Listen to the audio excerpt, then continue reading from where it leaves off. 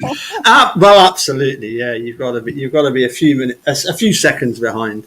Well, good evening. Well, it's evening here in the Scottish borders, but hi to I don't recall and to Rhonda, and hopefully we'll get Alice to join us as well sometime soon. And obviously, the title of the video was. Need to check and see exactly what I've put. Just 2 seconds. Let me just do this. We do that. Oh, so not wrong one. There we do that. Oh yes, Making a Murderer. Daniel Holtzclaw. The Making a Murderer bit. First of all, I don't recall. You sent me something very interesting to do with the Wisconsin Court of Opinions. My goodness, I don't know that we've got a Court of Opinions, have we, in Wisconsin? Sorry, the Court of Appeals. Would you like to fill us in on what you discovered or what you have noticed, shall we say, about the Court of Appeals? Well, I've been checking every week when the new opinions come down, and this one, I noticed it was going to be published, and then I read through it, and it was actually they found a violation of the defendant's constitutional rights. So I was very pleased to see that they're actually recognizing that and not trying to come up with some excuse to why it doesn't matter. Yeah, I mean. I think in your email you used a very appropriate phrase, which was that it was clear that the Court of Opinions are not in the judge's pockets, or I mean they're not in the state pocket. Sorry, is the word I'm yeah. In other words, they don't just pamper to what the state want, do they? Right. They're willing to challenge. I mean, you see some of the opinions where their reasoning is just ridiculous, and so I was pleased to see some good reasoning and actually recognizing constitutional rights. Yeah, I mean, would it be fair to say that one of the things on the state of Wisconsin's wish list of things to happen would not be to have another Making a Murderer type documentary focusing on some part of the Wisconsin legal system. I can't imagine that they are looking forward to another one of those, are they? No, I thought they're not. And would something as powerful as Making a Murderer be focusing minds, even if officially they're not meant to? I can't help but thinking, we're all human. We are influenced by things going on around us. I mean, how do we sort of quantify the effect of Making a Murderer? Well, some of them don't like to admit it, but I'm sure it's had a huge impact on, what they think or how they think about what they're going to do, next. So. Yeah. Now, if I'm right, it's already been pointed out that the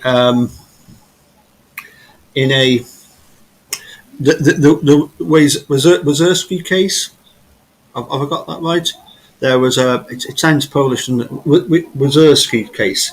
There in Wisconsin. They had the Supreme Court saying, this idea of evidence that the prosecution can hide and the defense shall seek, that's got to stop. Yeah, that was another very good opinion, or very appropriate. Yeah, and is this one, this latest one? Am I right in thinking that it's got some connection with Miranda warnings?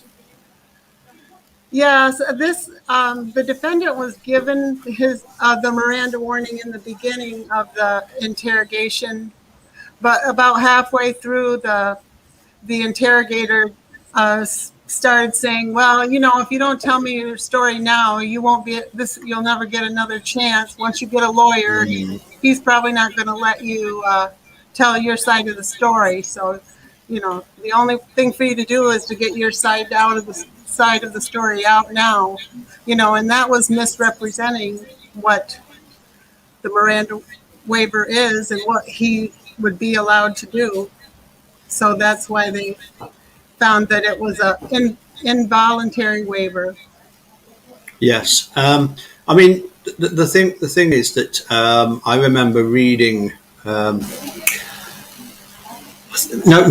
I must be honest. We did have a lovely chat on Wednesday evening where we tried to do a Zoom call, but we decided rather than do a Zoom and record it and put it out on Thursday to simply go ahead live on this afternoon, this evening.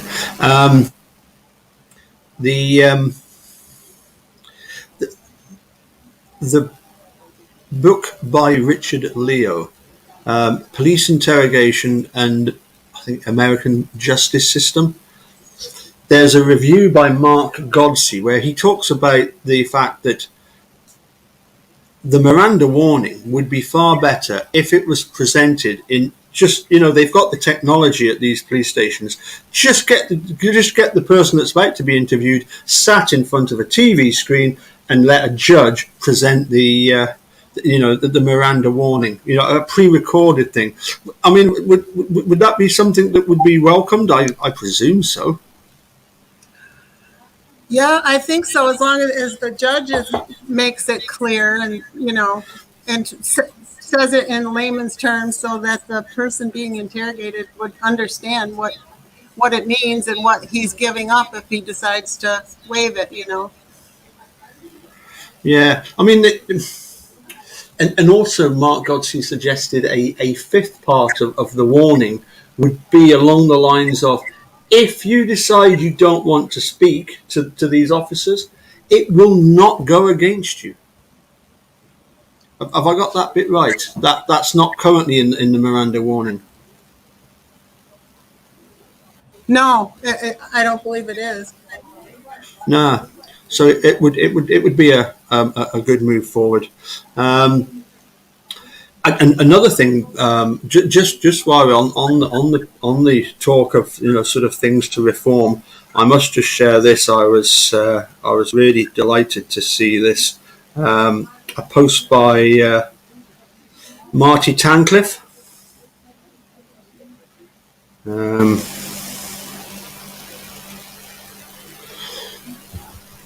We were talking. I was talking about the legislation that's coming forward in a few states to banning police from lying to youth. That would be excellent. Well, can I just read what Marty Tancliffe actually wrote? Because the actual article that he quotes in this post, I can't actually read because I'm in the UK, and no matter what I do trying to get it, it's from the Cannon Beach Gazette, and it's called "Deception Bill Passes Oregon Legislature Banning Police from Lying to Youth." And what was particularly interesting was this. The passage of this legislation, this is Marty Tancliffe, would not have been possible without the participation and staunch advocacy of people impacted by the use of deception in their own cases. Hugh Burton and Martin Tancliffe, two exonerated men who were victims of deceptive interrogation methods, both testified in support of this legislation. Their experiences helped convince lawmakers of the deleterious, have I got that right? Deleterious, deleterious impact of deception in the interrogation room. Mr. Tancliffe, who spent 17 years behind bars for a crime he didn't commit, said, "It is my hope that with the passage of this legislation, young individuals will not suffer the type of interrogation tactics I and others have suffered. Passage of this legislation protects all, especially our community." What's particularly interesting for me there is mention of Hugh Burton. Have you heard about his case? I don't think I have. No. It was one that I was touting for a long time as being it was quoted by some articles as being the first example the first time ever that somebody in Brendan's position actually received justice. Actually received relief from the legal system. In that, with Brendan, all they've got is his confession. So we're relying on the experts to come forward and say, this is what's wrong with this confession. It's coerced. That it's also false. Let him go. And as far as I was led to believe, Hugh Button was the first example of that happening. That he was exonerated purely on, if you like, the experts coming forward and saying, this is a coerced confession, and we believe it's a false one. So yeah, particularly pleased about that. Was that in the UK or the US? So no. It was Hugh Burton case was actually one that Steve Drizzen was involved in. Oh, okay. Steve Drizzen and the expert that they actually had in that really apparently sealed the deal was Saul Kassan. He was called to speak. He was called in for a half-hour conference, and he ended up talking for about 2.5 hours. And at the end of it, they said, "Yeah, that's fine. We'll sort this out." Awesome. Yeah. Anyway, the second part of the today's is talking a little bit. Obviously, well, we mainly want to focus on a subject that's probably closer to your heart even than Steve and Brendan. Would that be fair to say? Oh, Charee. Go ahead, Miranda. Oh, I was just going to say, are you talking to me or Charee? Both of you, yeah. Well, Brendan is always going to have the biggest chunk of my heart, Right. Always, and my passion. I feel like, there are tons of people in the world that are fighting for justice and freedom for Brendan and for Stephen, and I will too until. I'm going to keep talking till they're walking too. But yeah, I am very, very dedicated and very passionate about Daniel's case. I mean, on the face of it, it's a little bit like, if somebody told you, well, Stephen Avery was found guilty of murdering Teresa Hallback. Here's the evidence against him, all this DNA evidence, and his nephew confessed, and most people look at that and go, well, what are you arguing about then? It's a shut case. I mean, Daniel was found guilty of was it a total of six counts that he was, or 6 people that there was, it something like 6 that were proven and 6 that weren't? 8. Have I got that? There were 8 that he 8 of the, well, there were 13 accusers initially, and he was found guilty on 36 charges between the 13 accusers. Wow. And only he was charged with 36 counts, and he was only convicted of 18 of them. Wow. Only, I say, but which was still outlandish. So yeah, it started out with 13. There were 13 accusers in court in the case. I mean, I always find it interesting that, the contrast between the fact that, on the one hand, we're defending Steve, or, we're advocating for Steve and Brendan, who had got on the wrong side of the, who are deemed as being on the wrong side of the law. And in this, in the same breath, we're supporting, Daniel, who was a serving policeman. Yep, that's right. It doesn't. It doesn't matter who they are, does it? If we can see that something's gone wrong, we jump on it, don't we? Right. Yep, that's right. Well, and it is kind of a we're talking about 2 different situations. One involving police corruption, and with Stephen and Brendan, and then on the other, we're talking about, I still call it police corruption, law enforcement corruption, but against a fellow law enforcement officer. And so I mean, it's just I think it's a good show of how we're not always just talking about you know wrongful conviction of to citizens. Yes. We're Yeah. not and blaming just the police. In Daniel's case, I am blaming the law enforcement in the state of Oklahoma for sure, but also defending the fact that they did this to a fellow officer. Um, and I get a lot of people commenting and questioning me about, well, he must have done. I mean, for many, many reasons, people will say things like this, but I get a lot of comments from people. Well, he must have done it if his own fellow officers are turning their back on him and, charging him and investigating him. He must have done it because they don't do that. Cops don't turn against cops. And and I think that you were planning to kind of touch on this, but it's not about cops turning on cops or not. This is a racial thing, and I believe very strongly that this really does come down to race. I mean, yes, certainly wanted to touch on that, but also I wanted to touch on the fact that it must be incredibly difficult at times, as you say, when you've got people who might, just flippantly look at the case and say, well, there can't be any smoke without fire, can there? There has to be something in this, and you're sort of shaking your head, saying, no, there's nothing in this. What I found particularly interesting was I think it was yourselves that introduced me to, is it Uncuff the Innocent?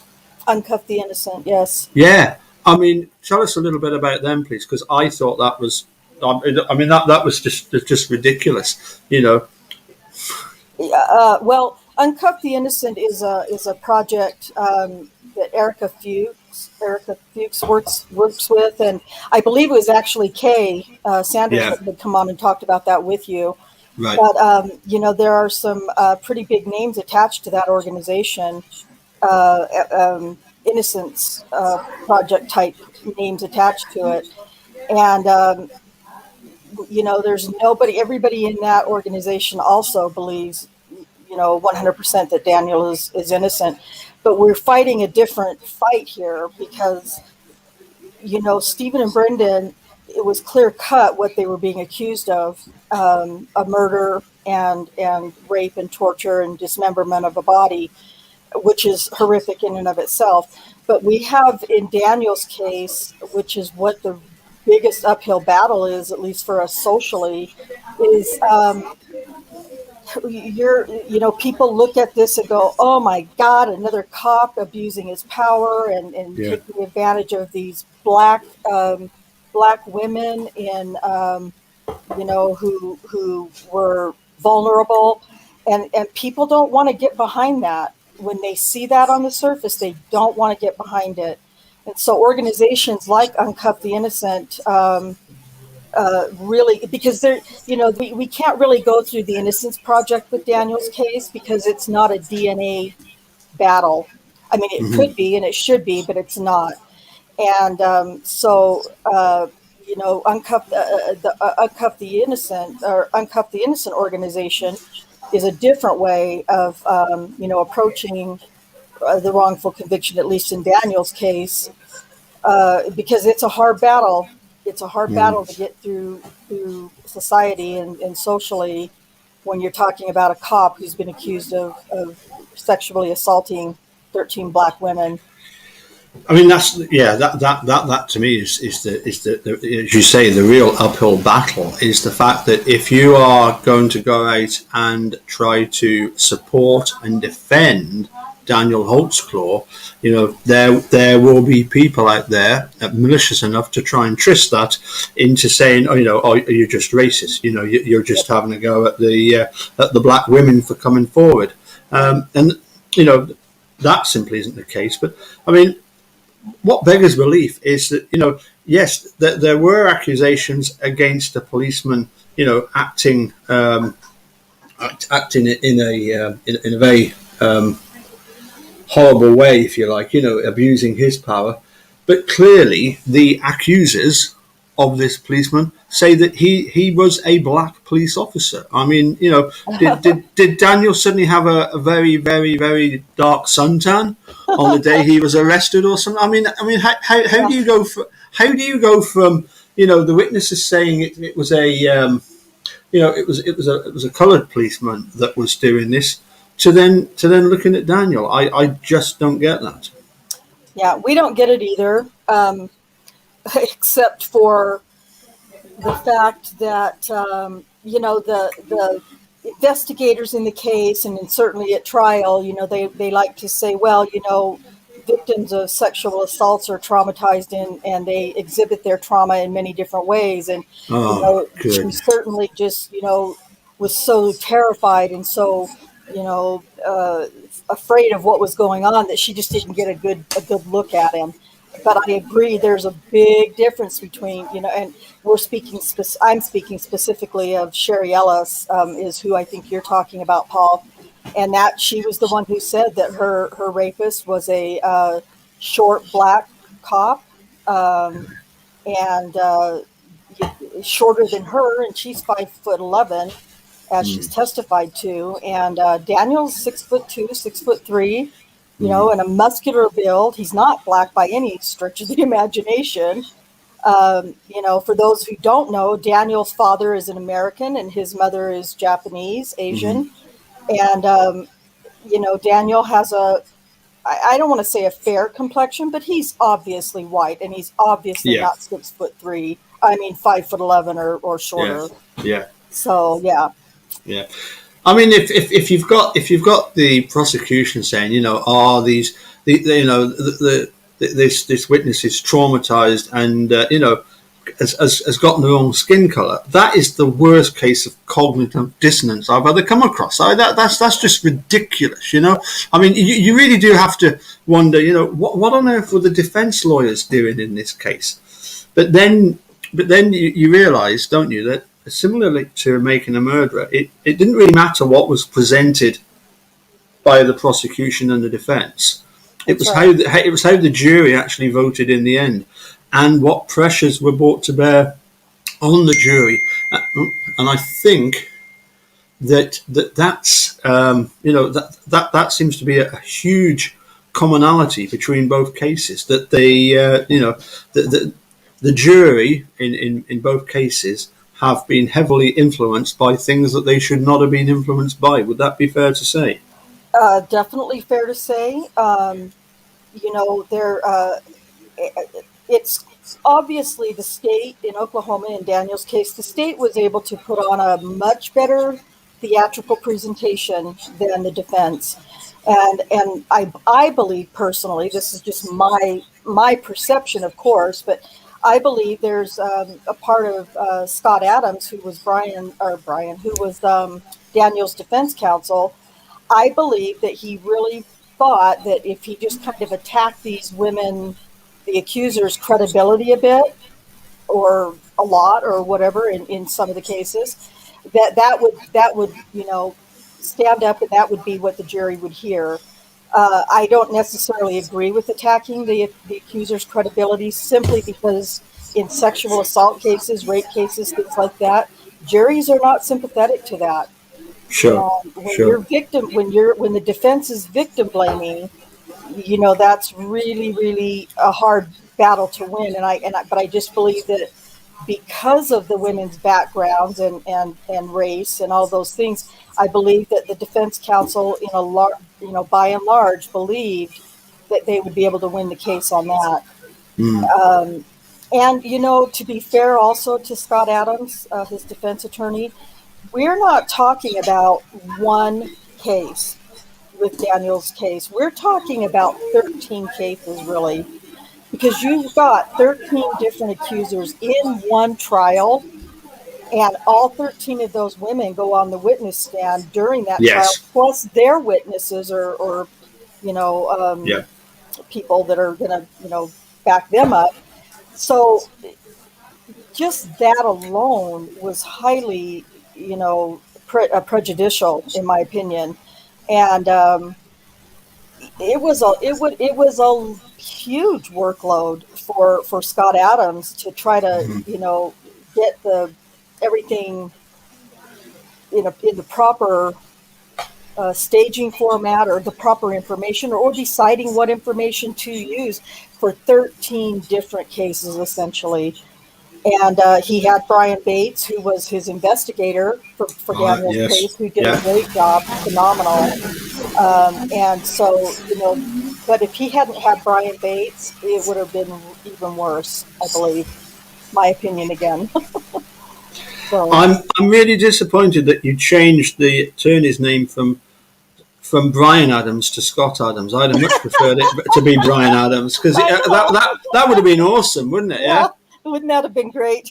Yeah. Or Brian Adams. And I suppose, again, as with Stephen Avery, it beggars belief that the case even came to court. And I think we've got, in the same way that we've got very little respect for Wiegert and Fassbender, Linda described them as Rocky and Blinkwinkle. Yeah. Blinkwinkle. I mean, Rocky Gregory, and what's the name of the what was her name? Ann Davis or something? Kim Davis. Kim Davis. I mean, were they on some sort of ego trip? You think to show how good they were, that they could that they are so holier than thou, that they're willing to take on one of their own. I believe there's definitely ego involved with Rocky and Kim Davis. I also believe and I'm not excusing them. I will never excuse what these detectives did, but I also believe that there was some pressure on them. Despite what the state of Oklahoma will tell you and what you may have read or heard, there were some serious racial tensions going on, and there was some pressure on them to make sure this guy got convicted, right, wrong, or otherwise. And so I believe that's just their style of investigating. I just think they're liars, and generally speaking, but they really, really went crazy with it with Daniel's case. I mean, we've got footage, haven't we? The dude was very much into Daniel's case, because in the same way that I remember, believe it or not, when I watched Making a Murderer, what really annoyed me, what really got at my goat, was the fact that you've got these cops in Manitowoc County that are giving policemen everywhere, they're giving them a bad name. Because I remember my daughter saying to me, would the police do that? Would they frame somebody? Would they deliberately plant evidence? And I'm saying, no, they wouldn't do that, because of the fear of getting caught. And you think, hold on a sec. That's exactly what they've done. And I just find it really, really offensive what they did, what the Manitowoc County Sheriff's Department. But as for this Kim Davis and Rocky Gregory, that just beggars belief. But you did touch on the fact that, and this has been mentioned before, and believe it or not, earlier today I did a little thing where I read an article about the federal government funding of mass incarceration, and also of changing the police force into a very much a military force. And the shooting in Ferguson, Missouri, was actually mentioned. It was one of the cases that was mentioned. So clearly this Ferguson. What actually happened in Ferguson? The Michael Brown case.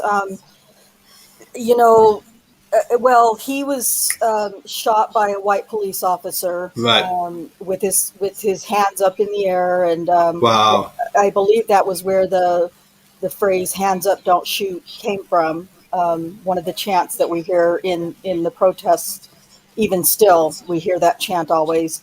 but he was shot by a white police officer and killed. And that when the officer was acquitted of all of those He was acquitted. Well, yes. yeah. I And mean, we had. Oh, and when that happened, of course, well, just when the shooting itself occurred, it sparked protests and riots, of course, and that was only that was immediately after Daniel was arrested for the charges that he was facing in Oklahoma, and the local Black Lives Matter organization in Oklahoma City, organized by OKC Artists for Yeah. Justice. She says on video, it's on video that if Daniel's found innocent, I don't know what's going to happen. We know that they're not going to let us riot here, and we can't go to our own place and riot. So what are we going to do? I'm paraphrasing. Sure. Yeah. That was being pushed through the media. That was already being pushed, and he hadn't even gone to trial yet. So how does that even begin a fair trial?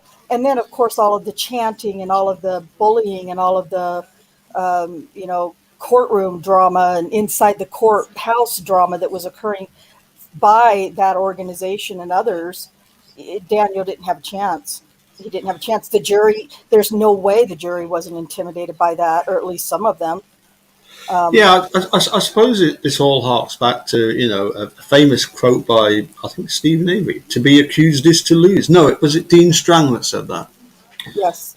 Yeah, Dean Strang. Yeah. To be accused is to lose, and it's like on absolutely no evidence you can accuse somebody, and then you can just railroad them. As far as you want. 263 and a half years or something he was sentenced to. Is that right? Yeah. Yes. Oh, it's just ridiculous. Yes, and and in Oklahoma, the jury decides. Pretty much, the jury recommends to the judge what they want sentence to be for the sentencing, and so they recommended 263 years based on how much each charge was broken down to, sexual, let's see, sodomy, oral sodomy is X amount of years, and then this and that. And so they gave all the maximum years for each charge, each conviction, and then added them all up to 263 years. And that was what they recommended to the judge. And the judge, who we now know is also in hot water for serious sexual assault in the color of law, really. I mean, it's not necessarily the same thing, but it is kind of. And, so that's a whole other freaking can of worms that we're trying to, dig into and stuff. So, it's so infuriating because how the hell can you have, sorry about my language, how the hell can you have a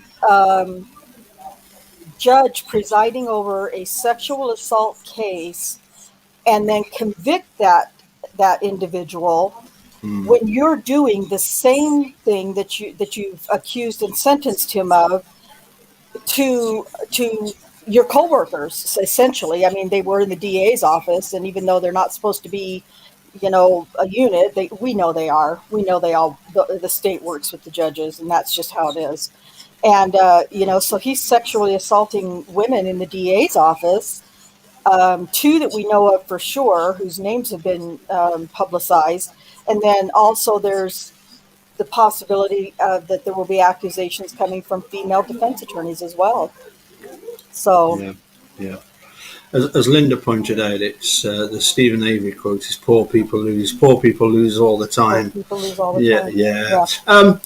Sorry, I don't recall. And Rhonda, a sort of a combined question.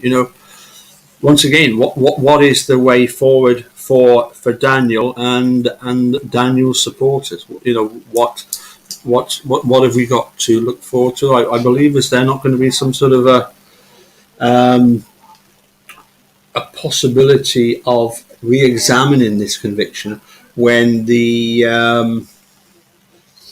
when these 13 defendants, or so many of the defendants, come forward claiming compensation? That trial is set to take place in December. It's been pushed back and pushed back and pushed back, but that's set to take place in December now of this year. So, that's the civil suit, and these women, many of these women are represented by Benjamin Crump and Melvin Hall, and that little crew. So, but Charee, do you want to talk on the legal stuff? Mostly, because I don't know that. I know the basics, but I don't know how to explain and say the right words. Well, I'm not sure what you mean. The good thing about the civil suit is that there have been depositions, and hopefully they can get, Daniel's attorney can get some good information from that, just like he did in Memphis 3. And then he's also got his appeal and his criminal case appeal that's going on right now. I'm not sure exactly where that's at right at this point, but so he still has that chance as well.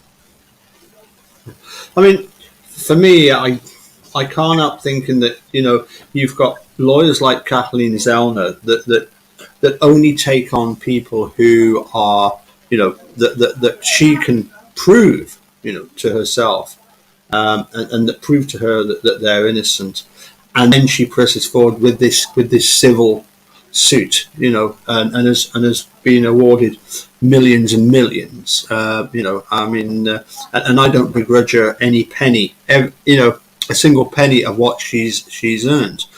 But I do have serious reservations about these civil lawyers for these defendants, that they're actually going to press forward with trying to take money, for this completely fabricated case against Daniel. That just seems obscene to me. Yeah, us too, definitely obscene. And here's the thing, Paul. When you've got women who are clearly in poverty-stricken lives and drug-infested, prostitution infested, and they get dollar signs. They're told that there's money in this for them. That's their way out of. Well, at the moment, that's their way out. They're gonna latch onto it. Yeah. And I can't imagine any of them who will back out of that civil suit at all. I think absolutely. The opportunity of getting some money to feed the next, drug hit or whatever it is. Yeah, they'll be all over it. And they it'll be interesting to see what they come up with. If they're put on the stand and asked, questioned about it. As you say, there could be some very interesting exchanges. Could there not? Oh yeah. Well, and because I believe most of them have already been deposed, and I believe there are more follow-up depositions possibly that are being scheduled possibly. I've heard a little bit, and I'm pretty sure that there's some contradictions. Charee and I have done a lot of research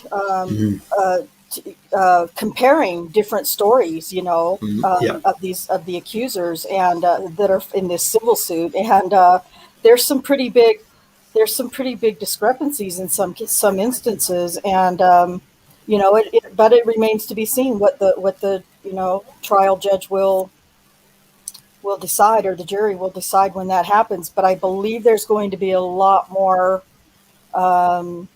doubt in the civil suit with the jury, because I believe a lot more has been discovered since the trial. Yeah.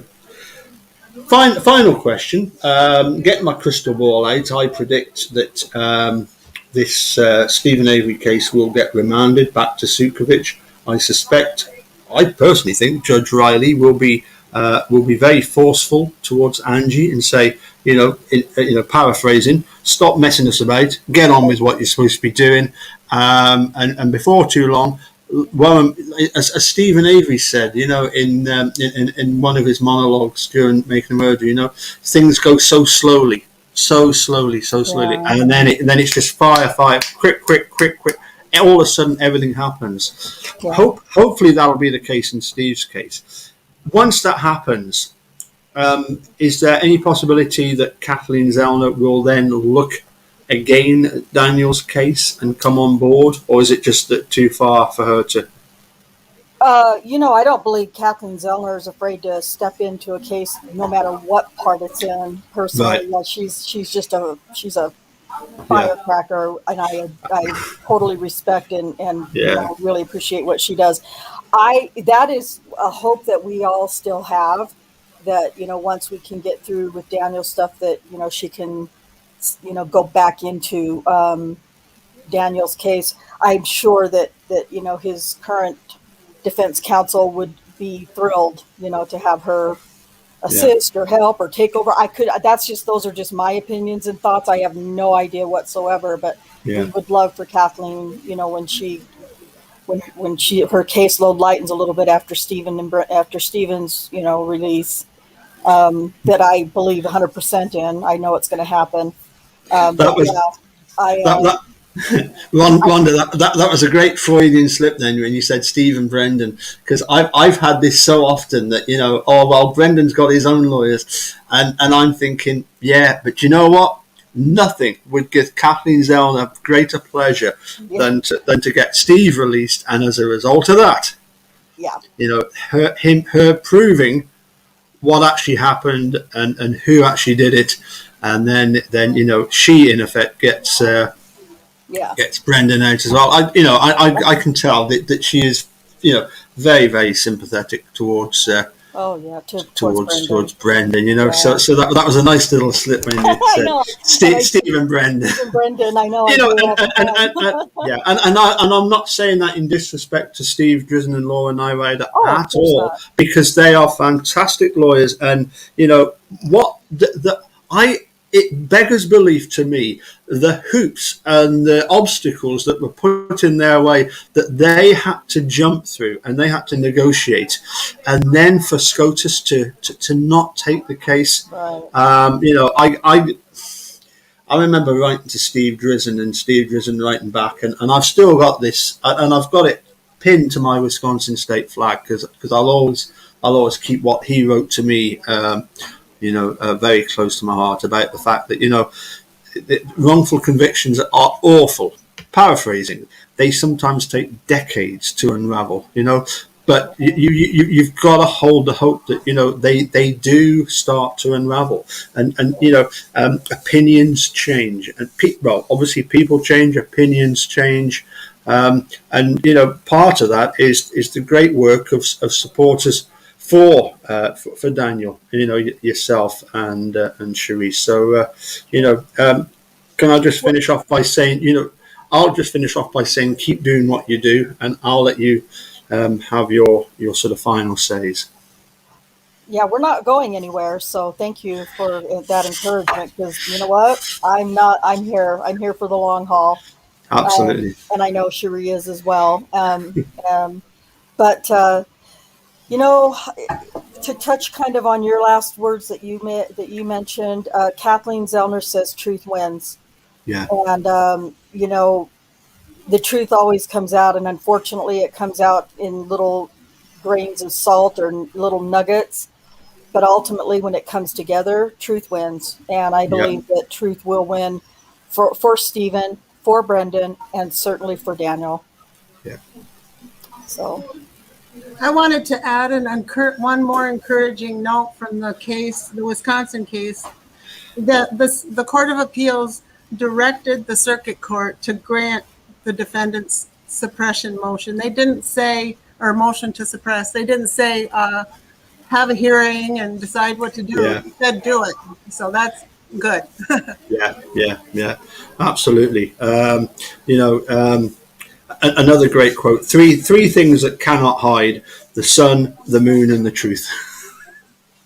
Yes, very, very, very true. Yeah, Very true. yeah. We're going to Raleigh next month in just Oh, excellent. a Yeah, couple of weeks, so we're pretty excited about that. yeah. And the T-shirt that I have designed, it says, now I'm going to forget it, but the T-shirt that I designed says, God, Charee, what does it say? I'm like, my mind is blank all of a sudden. But Trying to get the anyway, exact wording. oh, I know what it's like. the lies something, but truth endures. Yes. Yeah. Yeah. So And another great one, of course, is by Sir Walter Scott, which is "Oh, what tangled webs we weave when we practice to deceive." yes, You know, that's a great line. That's my favourite for Ken Kratz. That is one individual I am really looking forward to being taken down. And isn't it interesting how we haven't heard anything of him or from him for quite a while now? yeah, it's very interesting. He tried for a wee while to garner support, and he's gone absolutely nowhere. Anyway, I'm gonna rejoin off. My wife's got a bit of a party going here, so I'm going to rejoin them. Okay. And thank you so much for taking time to come and join us. Believe it or not, that is over 45 minutes gone just like that. Oh, well, you've got me on your show, Paul. I'm a talker, so sorry about that. It's just the passion. Absolutely, absolutely. Well, thank you for having us.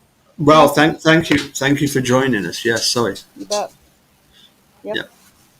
Okay, I'm going to say cheerio, and hopefully Alice can. I have had a chance to chat with Alice individually before, but hopefully we'll get her back on, because as we did back in April, keep talking till they're walking.